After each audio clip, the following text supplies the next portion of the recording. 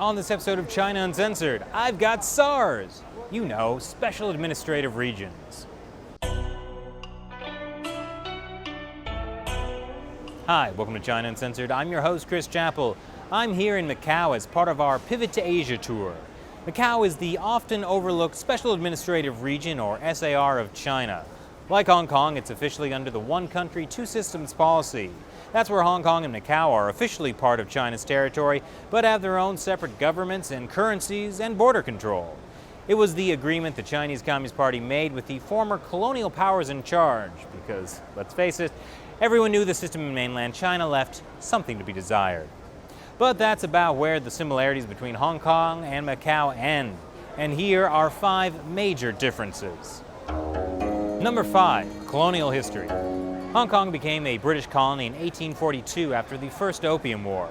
The British seriously built up the place and made it into an important and prosperous gateway to mainland China. But in 1997, the British Empire reluctantly gave Hong Kong back to China under the condition that the Communist Party allow Hong Kong to have a high degree of autonomy. Unsurprisingly, since 1997, the Communist Party has been working hard to renege on that promise.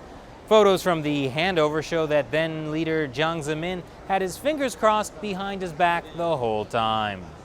Macau, on the other hand, was under Portuguese influence for more than 400 years. Portuguese first settled there in the mid-16th century, and it officially became a Portuguese colony in the 19th century. It used to be a big trading hub, but as the Portuguese Empire declined, Macau stopped being as prosperous. Macau's handover to China happened in 1999 with way less of fuss than Hong Kong. Number 4, languages.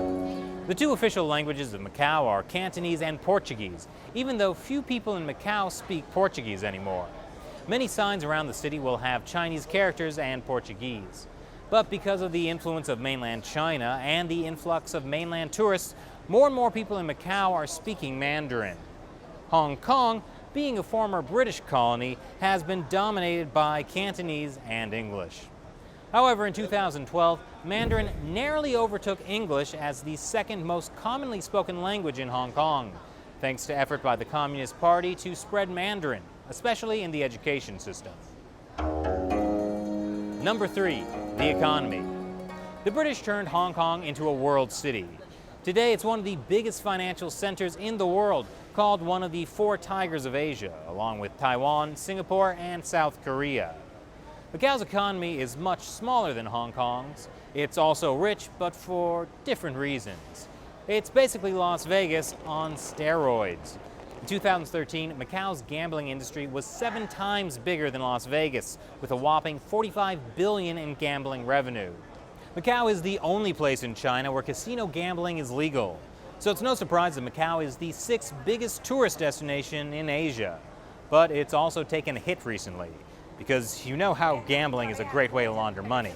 I mean, I don't know that, but corrupt Chinese officials sure do. But now Xi Jinping's anti-corruption campaign has officials running scared. Just 12 months after Xi's visit to Macau in 2014, shares of Macau's 6 casino operators plunged by more than half. Number 2, Macau is the model SAR. Between Macau and Hong Kong, Macau is clearly the filial child. Not like that Hong Kong, always getting involved in democracy protests, demanding freedom, and generally causing trouble for those hardworking communist officials in Beijing. Fortunately, in Macau, there is almost no democratic movement, let alone an independence movement.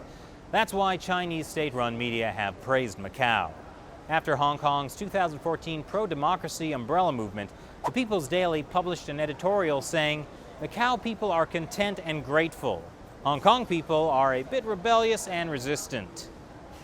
Global Times wrote, "Political stability is the key to Macau's economic development, which ensures social stability. The One Country, Two Systems have maximized Macau's development potential." And number 1, AntiSubversion Law.